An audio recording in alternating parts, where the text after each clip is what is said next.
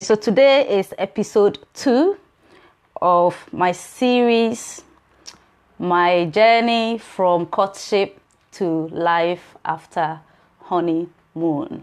In the last video, I made a few mistakes. Actually, I wanted to mention that I met my husband barely a year before we became friends. I was in the UK for barely a year before we became friends, but then I said it was 1 month, so that is a correction there.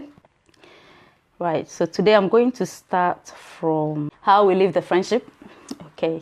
And then I'll share a few lessons that I've learned from there to help those of you who are in friendships and who are desperate and you want to get married and all of that. When I was asked specifically for friendship, I said yes, and then we continued to talk. However, it wasn't long after we agreed on the friendship, I went back to questioning him again about why this friendship, why are we still talking, that kind of thing. I really wanted to know his heart, whether he really liked me or he just purely wanted friendship. So we continued to talk, and anytime we would talk, no matter the topic that we'll be discussing, I will always end up talking about marriage. Every time. It was always marriage, to the extent that it got to a point, he decided that he was no longer going to pick my calls. So I realized that when I would call, he wouldn't call back. I was thinking, what's going on here? And he wouldn't call me either. So I thought, okay, maybe it's time to move on. So I sent him a text to complain, and I was like, you've not been texting, you've not been calling me. When I call you, you don't call back, you don't pick my calls, you don't call back, you don't say anything. I feel like you are disrespecting me. At least, when somebody texts you or somebody calls you, if you miss the call, out of courtesy, you can text the person and say, I'm sorry, I missed your call. Maybe I'll call back later. And there was nothing like that. So I was getting upset, and then I complained. And then he sent me a text to say that he's very sorry. He did not mean to ignore my calls or, disrespect me. He just feels like anytime we talk, it's all about marriage. So he doesn't see why he should be calling because it's always the same topic. And I thought, really? Okay, so that is a lesson 1 for some of you right now. If you are always talking about the same stuff, maybe you've got a friend, somebody who is showing interest in you, or you think they like you and you also like them, and you are trying to push the idea of marriage to them, okay? And every conversation is marriage. The person is going to get tired of you, okay? Because especially if that wasn't the intention, their initial intention, they're going to think you are very desperate. And even if it was their intention that they want to marry you, they want to know that there is something better, something more that you think about and not just marriage. Okay, so if it's always marriage, you're going to drive them away. Okay, lesson 1 there for you. Okay, so when I got that message, I understood it as he does not want the friendship anymore. So I was beginning to feel more pressure because at this time, I was about to finish university, and I had already said to myself that I want to get married after university. And here I am, the person that I thought, okay, the way we have become very close, maybe he's got marriage intentions on his mind. He keeps telling me he just wants friendship. And I don't have any boyfriend anywhere. So I was desperate, the pressure. I started feeling the pressure. And I realized that I was losing my focus. You can imagine being third year university, almost about to finish, a lot of assignments, a lot of presentations, deadlines to meet. And my mind was all over. It's like emotionally I was drained, mentally I was drained. I was just trying to understand the whole thing. So I realized that it was affecting my focus, my academics, and all of that. So I thought to myself, you know what, this thing, I need to think seriously into it. So I started praying. I thought into it and decided that I'm going to move on, because I'm the kind of person that I don't believe in entertaining men. If I'm not interested in you, I will not entertain you at all. From day one, I'll tell you, I'm not interested, okay? So that you don't feel like, oh, she loves me, when actually I don't. Yeah, so I thought to myself, the only reason why I actually became that close or allowed that closeness is because I thought that all the things that he does, the attention, the care that he was showing me, was because he wanted me, or he wanted to marry me, or, you know, build a relationship with me so that in future we get married. But if this is not your thought, then I have to move on. So I became very serious with that. And I said to myself, this guy is not serious. He's not ready for me. I honestly want to move on. I don't want to have anything to do with him again. So I sent him a message and I said, we've been friends for a very long time.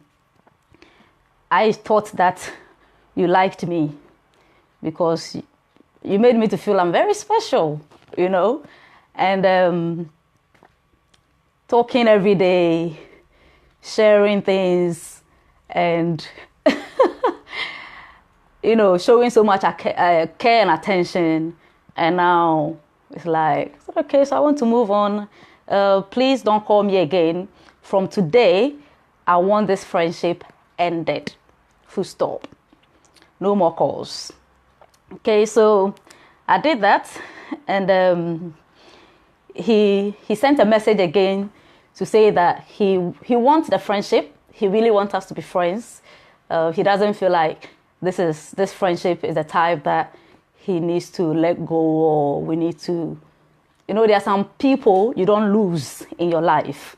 Okay, so he was trying to push that idea to me that there are some people you don't lose in your life, and he still wants the friendship, but then he just thinks that I'm not ready for marriage. I'm not ready for marriage. And anytime he said that, I'll brush it aside. I'll brush that thought aside. So I consciously made the effort to move on. So I started focusing more on my education. I started pushing hard to meet all my assignments and finish and get a good degree. It was tough, but then I managed to complete. I completed in 2014.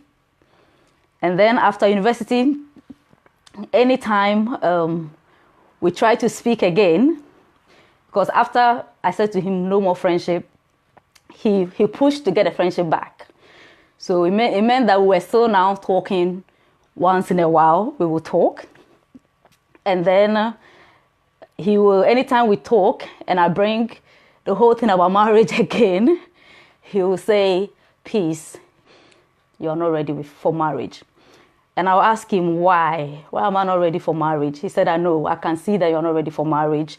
And I will be like, you know, I've completed university, I'm of age, I'm beautiful, I'm working, because at that time when I finished university, I was working, and I can drive, I love God, I can pray, I'm not disrespectful, I'm not morally corrupt.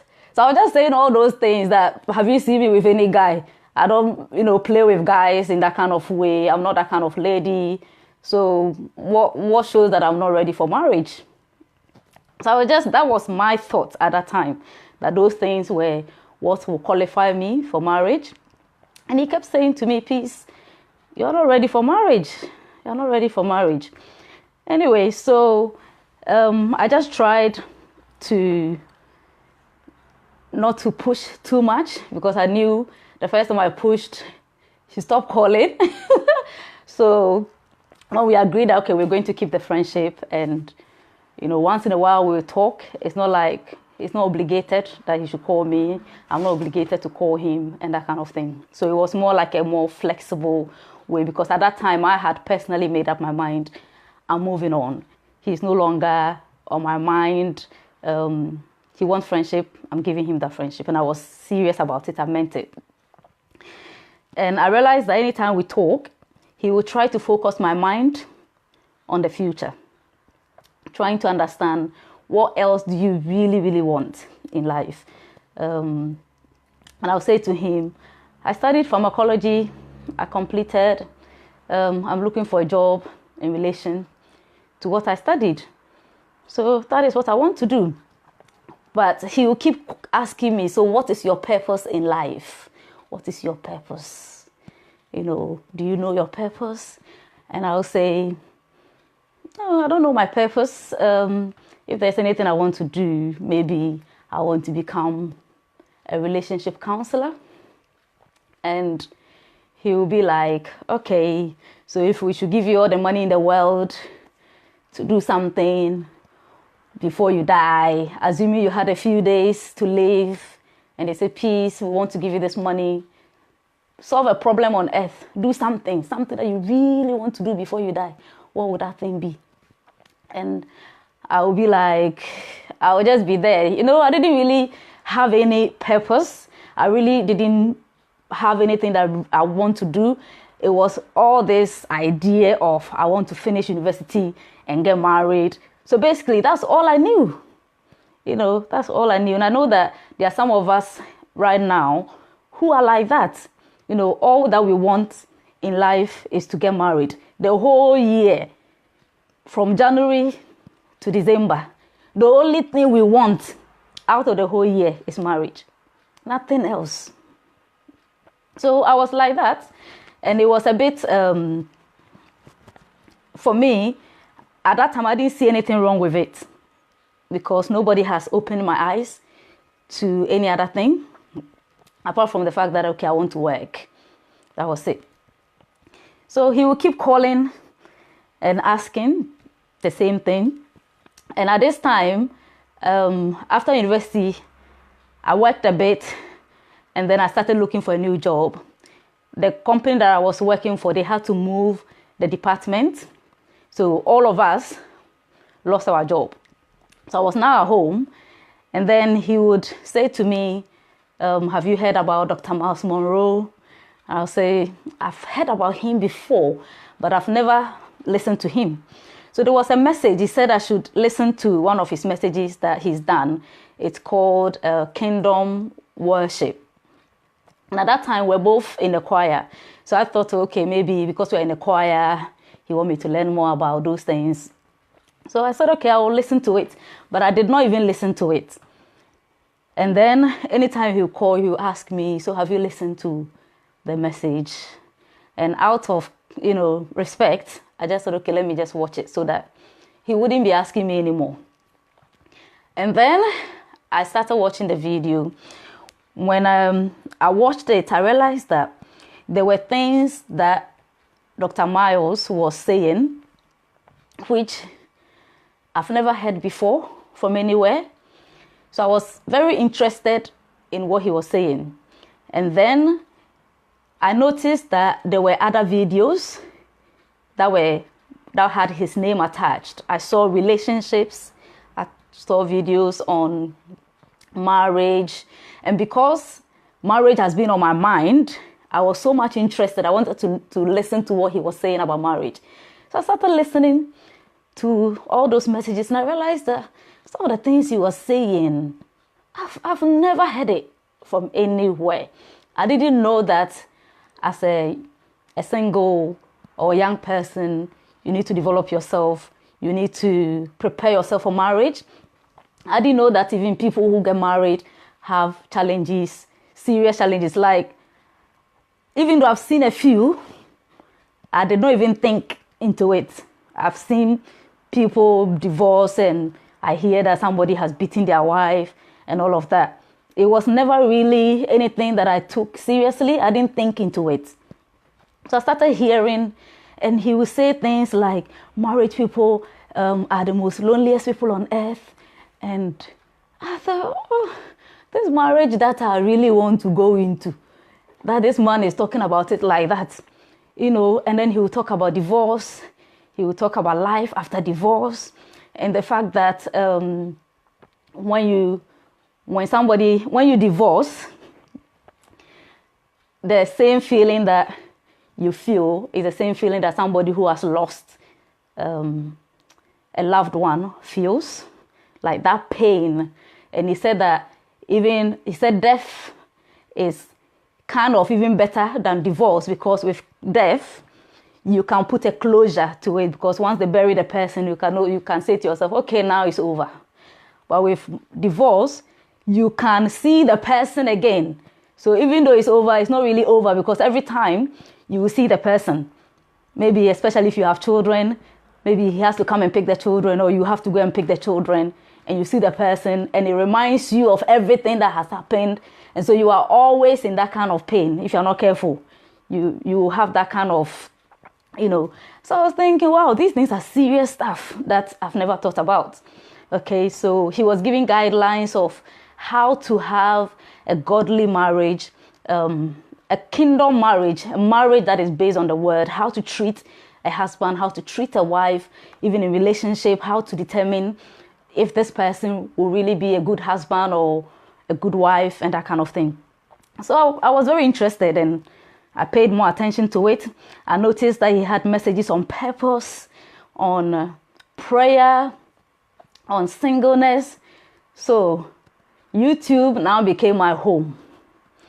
And thank God at that time I wasn't working. So you can imagine I was home. I can spend like 6 hours listening to a message. So sometimes when I hear people say, oh, messages, somebody's video is too long, and they are complaining, I send messages around, and oh, this video is too long, and I'm like, you're not serious. When you are really serious and you are really yearning for knowledge and you really want a change, even if it's a 3 hours message, you listen to it. I remember there were messages that were 4 hours, 3 hours something minutes, 2 hours something minutes. I will listen to it because I was so much hungry to know more about what he was talking about. And I realized that things were changing, my mindset were changing, my emotions were changing, everything started becoming better. So from that time, anytime he will now call, my husband will now call, I will be talking to him about the things I've learned from the video. So it was no longer talks about marriage. I wasn't mentioning about the fact that, oh, when would you get married? I want to do this, I want to get married. I wasn't talking about that anymore. It was now about, messages on purpose. Oh, Dr. Miles Monroe said this, he said that, and that kind of thing. So he realized that I was beginning to yearn for knowledge. I wanted something more than marriage. And then he gave me 2 books. These books were still by Dr. Miles Monroe, and the title was Understanding the Purpose and Power of a Woman, and the other one is Understanding the Purpose and Power of a Man, of Men. So he gave me the books. I thought, okay, let me read the one on men first, and then I read the one on women. So I started reading. I got to the chapter 1, and I thought, wow, this book is so deep. And I decided to buy the books. So I bought 10 copies. I bought 5 for the male, 5 for the female. And I decided I'm going to distribute these books to my friends. People from church. I would just walk to you and say, can you read this book? You've got a month to finish it. That was me. I was just that plain. You've got 3 weeks to finish it. And I'll tell them I finished this book within 1 week. You have to finish it within 2 weeks or 3 weeks. 4 weeks, you bring it back. So that was what I was doing.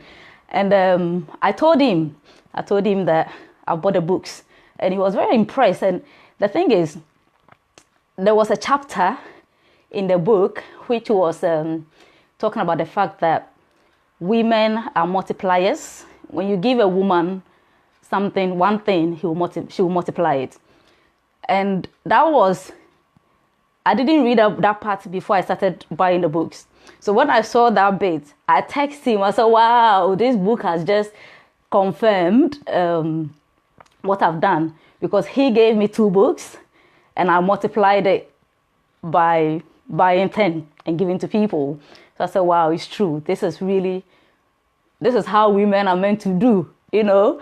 So it was just impressive. And we started talking about all this purpose and deep things about life.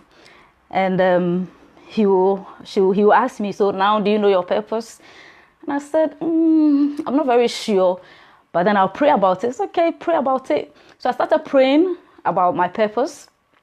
And then I realized that I had this passion, this yearning to push the messages that I was listening to people. So I would send plenty links, any message I listen to, unless you are not on my contact list as a single, I'll send it to you. So I was just bombarding people with messages and videos and books. I was buying different books and giving, and I can tell you all those books, I don't even have them here anymore, because most of the people, they didn't bring it back to me. So I don't have them. There was 2 that was left. I sent it to one of our members in Nigeria. That was it. I don't have them here anymore. Okay. And I thought, okay, if there's anything that I want to really do, I want to encourage singles to find their purpose or develop themselves, or go out there and learn, find information, knowledge that will equip them for life. Okay. And because I knew that there were many young people or singles like me who have that desire that they want to get married, but they may not even have a clue what marriage is about. And I felt like all these years I've literally wasted time just being desperate about marriage when I had no clue, I had no idea what it's all about. You know, so I started to pray into the whole thing. And then anytime he calls me, he will ask me again, so what is your purpose? And then I said to him, this is what I want to do. I want to start an organization for singles or young people, but I don't know how to do it. So he said, okay, keep praying. So we prayed, and then I went to church that Sunday. There was a preacher. He was preaching about the desires of your heart. And then he called me out. And that day, he even called him out as well, and a few people out. And he said, these people have a desire on their hearts. God says we should pray for them for that desire to manifest. And for me, at that time, I wanted to discover my purpose. And, you know, I wanted to know how to pursue the purpose that I feel I've now discovered that I want to do for singles. So I went, we prayed. The following week, I had an impression that I should start on Facebook, but I didn't know which name to give it. And then I remember that, you know, a few years ago, we had a women's conference in church, and I was given the opportunity to speak about something to do with singles. And I spoke on the topic, Get a Life. So I thought, okay, get a life. I want to be a single who already have a life. I want to declare that I have a life. So then I rested on the name Single with a Life. So I just got passionate. I started a Facebook page, and I started getting people to do logos for me. A friend of mine started a logo, and the logo has gone through a lot of phases to be what it is now. And I told him about it. He was excited because now Peace is no longer talking about marriage. It's all now, you know, single with a life. And I was now more serious, you know, to do something positive. And not that marriage is not positive, but you get the whole idea. So that was it. Literally, I started getting serious. And at this time, I had lost all that desire, that desperation. It was over because I did not even have time. I was so passionate with Swal at the beginning. Now, people, some people think I'm still very passionate, but the beginning, the fire I had, it was so serious that I didn't even have time. I will either be listening to messages or be sending messages to people or be updating their Facebook page. And so there was no time. I wasn't even calling him the way I used to call.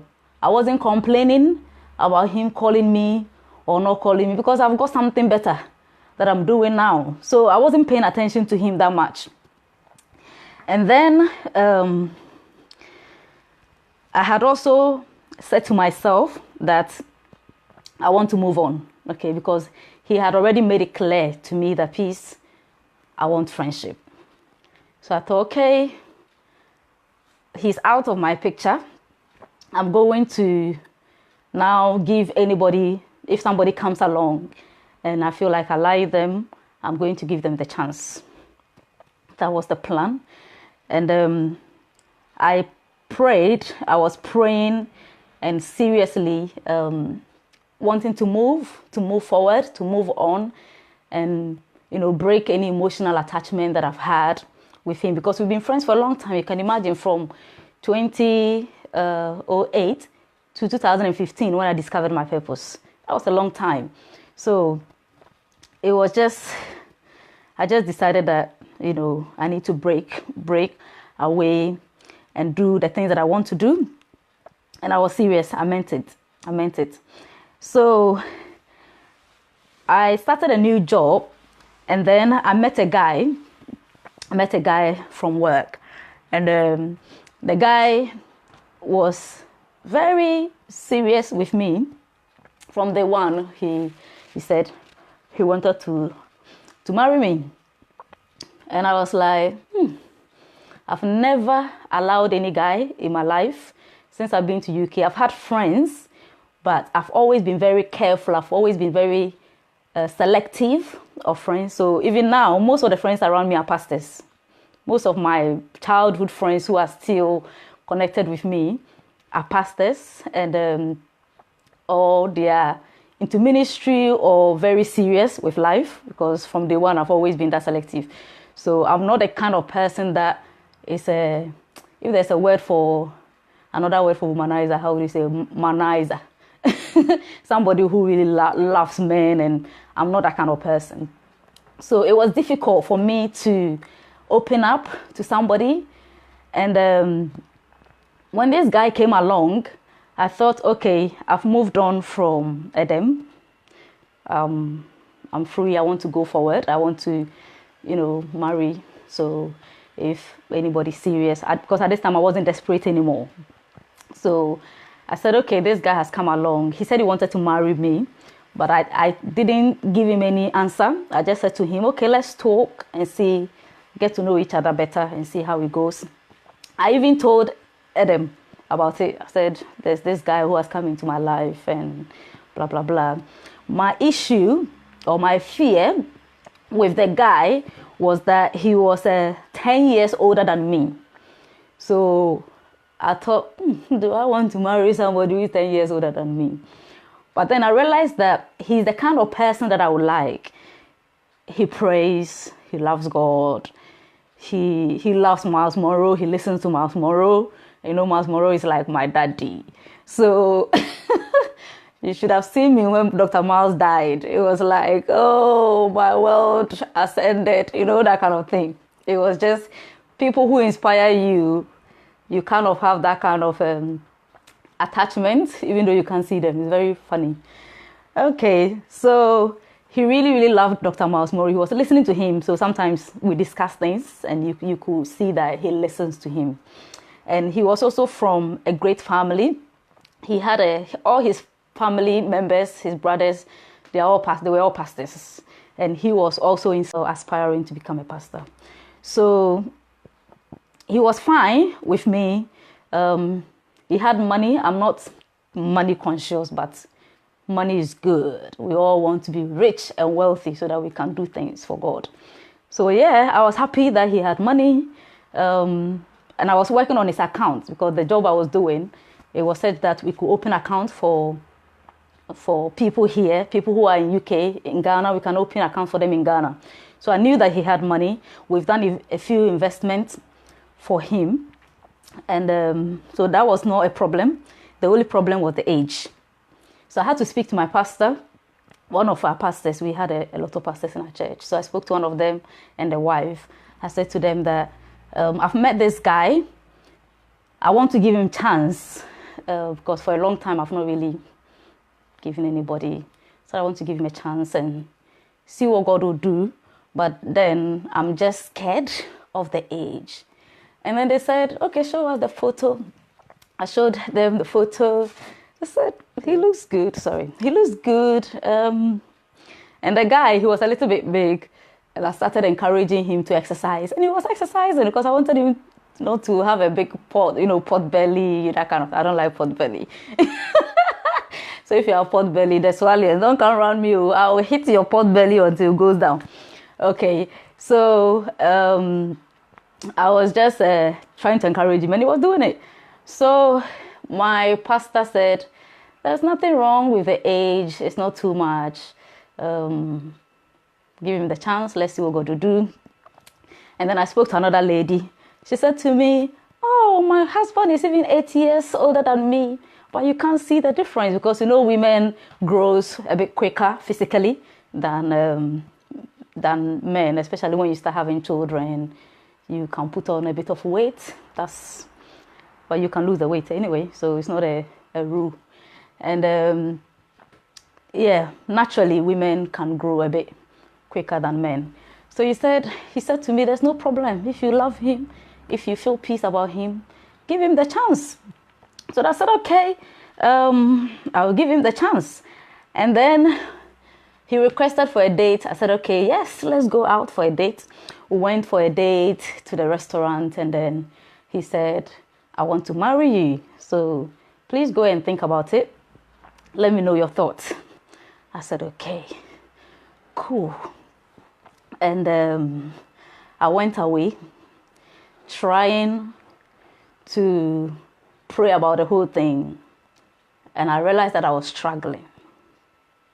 I seriously wanted to move on.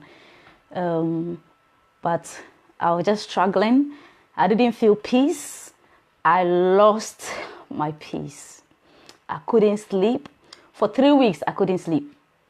I just couldn't sleep. And I felt like it is not right for me. So I was thinking, this is the first time, I've really allowed somebody, and I just couldn't do it.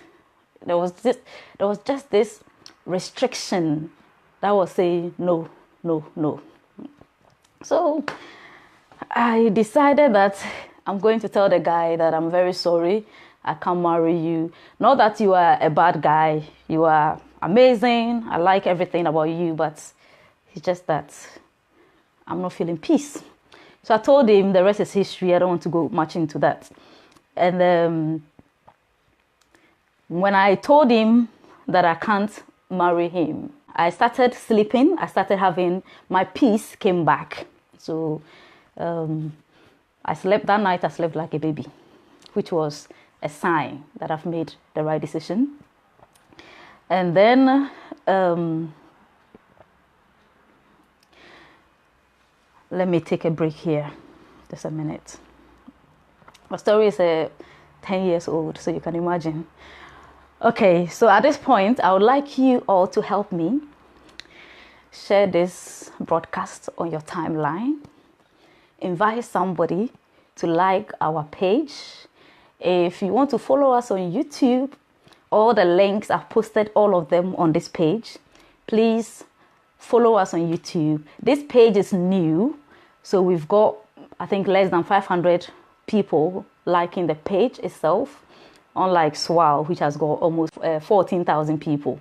So we still want to build our audience for this group, this page, and also the YouTube channel is new. So we want to build audience there as well, so that we can reach as many people as possible. So please help us by subscribing to our YouTube channel. Yeah, and then watch our videos and follow us on Facebook as well. I noticed that most people, sometimes when you like the page, you may not get notifications unless you click on the bell. There's a bell that you will see. On Facebook, it says that following. You have to take the following for you to be able to get notifications when we are live. Okay. My husband also has a ministry called Purpose Driven Men, and make it happen. Make it happen. So many of us, we need to make life happen. So if you want to be encouraged by his audios, they are normally very, very short messages. Every week, every Monday, he does something called Monday Motivate. So he gives you a message that will carry you through the rest of the week. Please check out my timeline, or this page, the timeline for this page. I've posted the links, the Facebook page links. Go there, like it, follow him, so that you can benefit from both of us. God bless you. If you are a male, you want to join the Purpose Driven Men WhatsApp group, you can speak to me. I will pass your number to him. He will take you through a few interviews, and then he will add you to the group. If you want to join SWAL, there is an orientation video I did for SWAL. It's also on this page. You can listen to it, see if you like what we do. If you are comfortable, you want to join our WhatsApp group, you can let us know. We'll take you through orientation. If you pass our test, you'll be added to the WhatsApp group. If not, you can follow us on YouTube and Facebook, and you can equally enjoy what God has put on our hearts for you. Amen. That is a commercial break. Okay, so when I started SWAL 2015, it was more to do with text messages, or normal messages. I would just post quotes on the Facebook page. And then I met a lady who became my mentor. She encouraged me to start doing videos. So 2016, I started doing my videos. And then I noticed that when I started my vision, when I started running my vision, and I was not dependent on my husband. Those days he was a friend. I was not dependent on him. I was doing my things, very focused. I noticed that he started giving me attention. So when I stopped giving him attention, he started giving me attention. And he did this by giving me feedback from the work that I was doing. My husband is very smart. He's very gentle. He's not the kind of person that will push himself on you. So you have to really study him to know how to work with him, because sometimes he can look like he's slow or as if he's not sure, but he's really sure. He knows what he's doing. Yeah, he really, really knows what he's doing. And I think that was one of the reasons why it was difficult for me to believe him when he said, I just want friendship, because I could just tell this guy he's up to something. Anyway, so when I started getting serious with life, he started paying attention to me. And then he will give me feedback when I do videos. He'll give me feedback. He will encourage me. Sometimes, even after church, he can give me a lift, because he lived a bit, he passes through where I live to go to his house. So sometimes he'll give me a lift. We'll sit in the car. He will ask me, how is SWAL? What are some of the things that you need in terms of help? I will say, and those days when I started SWAL, it was more of people discouraging me, saying all kinds of things, some of the things you don't want to hear. And then he will say, don't worry, feedback is meant to help you. It's meant to improve you. So he will give me a few directions. So he became like a mentor to me. I started seeing him more like a mentor, somebody that, when I needed any advice, I would speak to him about it, and then he would give me advice. And he started giving me more attention. So this was 2016. And then one day he said to me, I have been praying about us. I've been praying about us, really? Okay. I thought you just want friendship. Okay, so he said, I've been praying about us, and I have peace. I have peace about the whole thing, but I don't know when. I don't know when, things will come into fulfillment and all of that. But at the right time, I'll do what is right. I said, okay, cool. I'm not desperate anymore. Anyway, I have my purpose. I have my vision. If somebody comes along and I like the person, I'll go ahead. Because he didn't make it, like I said before, he's very smart. So I thought, okay, let's pray. So he asked me to also go and pray about it. That was 2016. I'm going to leave it here and share a few lessons that I've learned from this story so far, because the purpose of the video is not just to share. If I want to share, there's so many things that I will say that you will listen, it will excite you, and you'll be like, oh, I want this, but that's not the plan. The plan is for you to pick something from it and run with it, because I know a lot of us are in friendships that have been around for years. You've been maybe dating for 5 years, 10 years, and nothing is happening, and you are still there. And you don't know why you are still there. Okay. Some of us, actually, we need to break out. Some of us, we need to pray more and seek God's direction for that friendship. Okay. So the first thing that I learned is that, or that I would advise our young men, is to make your intentions known from day one. Okay, make your intentions known from day one. What do you want? Why are you befriending this person? Is it purely friendship, or do you want a relationship out of it? Okay, what do you want? I think with me, my husband realized that even though we're friends, we were not bonding. Okay, we were not learning about each other, because anytime we spoke, it has now come to the place whereby everything is marriage. Yesterday, on Friday, we went to house group for fellowship, and we're speaking to a couple, and the man was very excited. He said when they got married, he decided that for the first 5 years, no children. 5 years, no children. If you should do that in Africa, your in-laws will start calling you, I want my grandchildren. Oh. Anyway, so 5 years, he said, no children. Why? Because I want to know my wife. Hey! So the woman thought, I'm growing. Why should we wait for 5 years? Anyway, so they had a child. They had the first child. And then after that, the man said, I still want to know you, and I want to know this child. So we are not having children until another 5 years. It's an amazing story. And then after 5 years, they had a second child. And the lady wanted, I think, even after the first child, the man still didn't want it. Even if he said no children at all, he just wanted one child. And the woman said she wants a second child. And the man said, okay, if you want a second child, you have to learn how to drive. Because I'm not going to be carrying you and this child every day, 2 children every day. You have to learn how to drive. So she had to drive. And then they had another child.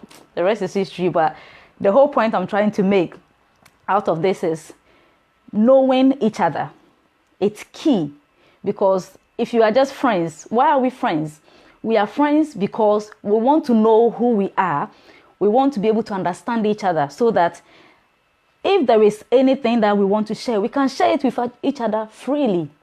I should be able to come to my friend, and even if I will lie to the whole world, I should be able to come to my friend and say, you know what, I lied to everybody, but actually this is the truth. But if every day all you are talking about is marriage, you are not building your friendship, You don't know anything about his family. You don't know anything about his dreams. Maybe you don't even know where he's worked before. His work history. You don't know his friends. You don't know where he goes to church. You don't know what he does in church. You know, simple little things. And these were things that I missed out because I was just, marriage. Some of us are like that. The guy is trying to help you to know him or help to know you, but you are not giving him chance. Okay? So make your intentions known. The guy, make your intentions known. The woman, be open to accept what the guy wants. If he wants to marry you, if you don't want him, you let him know straight away. I'm sorry. Thank you for showing interest in me, but I'm not interested. Okay? So as a lady, you also have to be bold to question the closeness. Okay? That was one of the things that, even though I overdid it, but I think it's good that you do. You have to know, why are we friends? Are we going to be talking every day? We're talking. And you tell me you don't talk to anybody else like the way you talk to me. So why? What is the reason? Tell me. Do you want to marry me? Do you want a relationship? Or what is it? So as a lady, you need to ask. Ask the question. Okay, so at the moment, if maybe the friendship is 5 years and you don't know what it is, maybe because of that too, you are not really giving anybody any attention, because sometimes people around you even begin to suspect.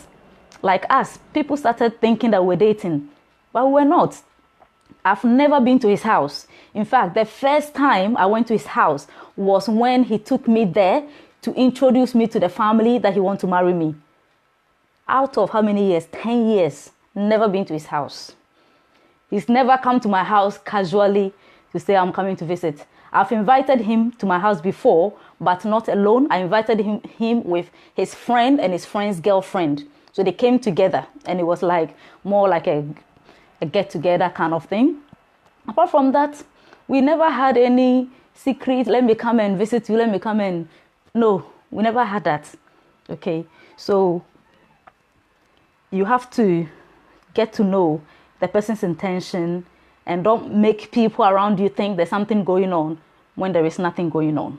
Because somebody may be interested in you, but because he's always seeing this girl around you, or always seeing this lady, man around you, he thinks you're already gone. So they won't even show any interest. Yeah? And also, when you become friends for too long, you can get emotionally attached to the person. So can you imagine if this person is not your husband or your wife, and then all your life you are attached to them? It can cause issues. Okay, so make your intentions known. Do not entertain anyone if you are not in love with them. Make it clear. Do not take the person's money, okay, to make them feel, oh, I love you. You know the person is interested in you.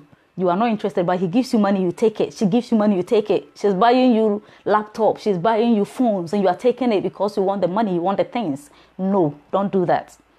It is not fair, because matters of the heart can be very, very serious. When somebody breaks your heart, it can be very, very painful. So please, people are killing themselves because of these things. Don't do that. If you're not interested, let the person know, I'm not interested. Don't take anything from them. Okay? Don't take her out to the restaurant. Don't be buying her gift. Don't be calling her every day. Why are you showing her so much attention, so much care? Every little thing you start calling, oh, I'm coming right now. I'm coming. I'm coming to sort it out. You are showing too much attention, too much care, but you don't love the person. You know, when I started Swell, one of the things I realized that a lot of guys were they were trying to get to know me.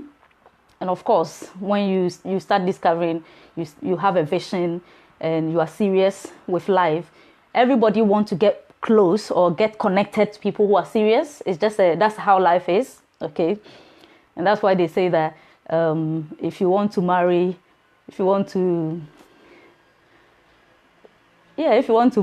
or you want to get a good marriage, do something good with your life, because when you start doing something good with your life, you don't have to be the person going out to look for the people. They come to you. They come to you. Everybody wants somebody who's popular. Women want popular men. So you see them, they see a pastor who is very handsome, who is popular, they all troop to the church. Meanwhile, he's not going to marry all of you. So why are you all rushing? You marry only one person. It's like that. People like popularity. They want to associate with that kind of thing. So when you start doing something good with your life, you don't have to push anymore. People will come. So I noticed that people were a lot of men. So we have a lot of guys in Swal than ladies. A lot of guys. And there was a guy that I met, and from the beginning, I noticed some of his comments, some of his moves. And I said to him, my dear, I'm telling you plainly, there is no feelings here. I don't have any feelings for you. And sometimes he will tell me that he's sick. I will purposely not call. I won't check on him. I won't text him to say, how are you? No. I will wait until maybe a week or 2 weeks. And then when he starts talking to me, I will say, oh, I hope you are feeling better now. And he will say yes. The reason is because when you start showing people care, so much care, especially the person is sick, you start calling, you start showing them attention. They begin to feel that you care so much for them, you probably like them. So if they like you, they are now going to be emotionally attached and be hoping that something is going to come out of it. Meanwhile, nothing is going to come out of it. I don't like entertaining somebody I'm not interested in. So I never did it. I tried my best. Yeah. So please, don't do it. Don't do it. The second one, do not give yourself a deadline to when you want to marry. Yeah, especially the ladies. Don't say to yourself, I want to get married by the age of 25.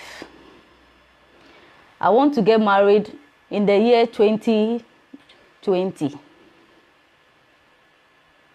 Now, the question is, are you saying that based on faith or based on desperation? And you saw what happened to me. I could have had a perfect friendship with my husband and not have to push him away and all of that if I did not tell myself that I want to get married after university. That was the reason. Because I wanted to fulfill it. It has to happen after university. I'm getting married. But you are not God. There are things that God wants you to do, to achieve before you get married. So don't push. Don't set yourself a timeline, because you can limit yourself. You can limit God. What about if God wants you to get married at the age of 24 and you have said that you want to get married at 27? So you see, you are limiting God. You are delaying what should have happened earlier for you. Okay? And immediately you put a date, you are actually going to be desperate. You're going to be desperate. Okay? Now, some of you, or some of us, have lost our faith in God. We've stopped serving, even in church, because of this. Because we said that by 2018, I have to get married. And now we are in 2019, no marriage, no boyfriend. So you are like, God, you have disappointed me. I'm not serving you again. I'm not going to church again. It's not God's fault, it's your fault. He didn't tell you that he wants you to get married in 2018. You said it. So if you said it and it didn't happen, why are you blaming God? Okay, some of us have even gone to the point of getting pregnant for the guy so that he can marry you. And still, you got pregnant, he did not marry you. And now you have a child. Meanwhile, if you had waited and trusted God, this won't happen. So those of us who are planning, oh, my battery is low, that's interesting. Those of you who are planning that you want to get pregnant for somebody, you are trying to trap the person, you have the shock of your life. Don't do it. And if you're a lady and you want to buy your wedding dress, you can buy your wedding dress out of faith. You can set your dates out of faith. God, I trust you're making a covenant with you that I want to get married by the end of this year or before I get to this age. I know somebody who did that. Okay, a lady, she wanted to get married before 28 years. She prayed, she made a covenant with the Lord, and it happened. She did it out of faith, not out of desperation. Okay, so if you don't have that kind of faith, and even if you are doing it out of faith, you have to have an open mind that it may not happen the way you want it. Unless you hear God clearly, God telling you that your marriage will be this year. Yeah? Apart from that, don't set any date. Trust God to do what He wants to do in your life. Because it could be earlier, it could be later. You never know. Okay? So I'm going to love and leave you here. My battery is low, unfortunately. I charged it to 100%, but I don't know what happened. Okay, so I'm going to leave it here. Next 2 weeks, by God's grace, I'll touch on more of the lessons. And then I will touch on the courtship. Okay, so what we did during the courtship, how we prepared ourselves. We courted for 8 months before we got married. So I'll talk more about some of the things we did. And our first time when I had to go to his house, don't forget all the time I've never been to his house. I've seen his parents, his siblings, but then they didn't know me as that kind of way. So I will share all of that, and then some lessons that I learned in there as well. I will share it to help you. Please remember, this broadcast is not for me to just tell you sweet things, or not because I want to brag or share my story. I just want somebody to learn something from it so that it will help us. Yeah. God bless you. God bless you. I'm going to love and leave you now. Please share the broadcast with your friends or your timeline so that we can have many people joining us next time. Okay. God bless you. Have a wonderful week. Thank you, Jesus. Thank you, Lord.